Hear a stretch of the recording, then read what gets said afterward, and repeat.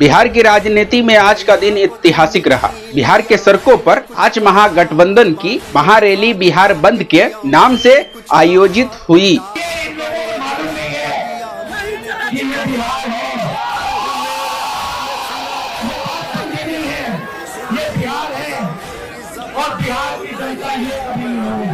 साढ़े 4 करोड़ लोग करते हैं दूसरे राज्यों में कमाने जाते हैं, उनके नाम को काटने की तैयारी हो रही है। चुनाव आयोग अब चुनाव आयोग नहीं, मोदी आयोग हो गया है। अब एनडीए के लोग हार रहे हैं तो चुनाव आयोग को आगे करके उसका इस्तेमाल किया जा रहा है।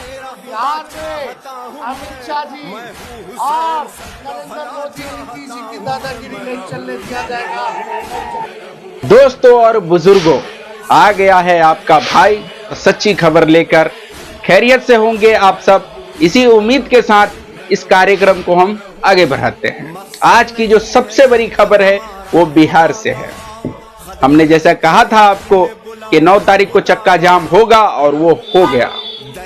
राहुल गांधी और तेजस्वी यादव मिलकर पूरे बिहार में चक्का जाम करके रख दिया और वहां की पब्लिक, वहां के लोग, तमाम कार्यकर्ता, विपक्ष का सब मिलकर रोड पर उतर गया है और पटना से शुरू हुआ ये प्रोटेस्ट सीधे चुनाव आयोग के ऑफिस जा रहा है। अब देखना इसमें यह है कि लोकतंत्र जीतता है या चुनाव आयोग के पीछे जो शख्स बैठा है वो जीतता है। बड़ी चुनौतीपूर्ण ये इलेक्शन है और हम सब तो सिर्फ अंदाजा ही लगा सकते हैं और अंदाजा के बेस पर ही चल सकते हैं। लेकिन होगा क्या? राहुल गांधी एक बयान को छेड़ते हैं इसी प्रोटेक्स के अंदर कि मुंबई में जो चुनाव हुआ था, चुनाव का फुटेज जो हर पोलिंग बूथ पे रहता है, एक सीसीटीवी कैमरा लगा हुआ रहता है, वो फुटेज चुनाव आयोग से मांगा राहुल गांधी, लेकिन वो आज तक नहीं मिला। तो राहुल गांधी इसी शंका को जताते हुए कहा कि वहां पीठ पीछे काम किया गया था और यहाँ अलल ऐलान, बिहार में अलल ऐलान काम हो रहा है।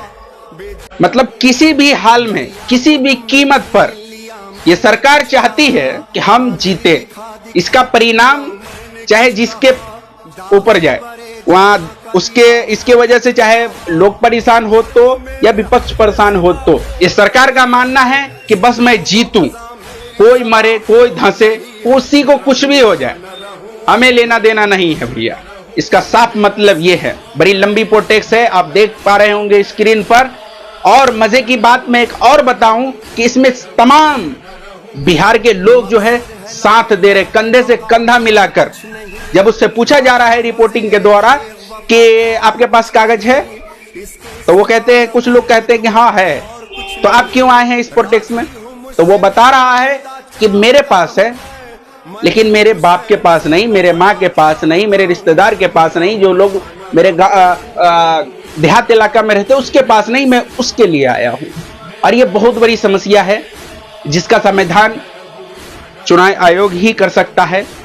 अब देखिए कौन जीतेगा कौन हारेगा। हम लोग एक तमाशा बन के रह गए हैं इस देश के अंदर, और इसके अलावा क्या है?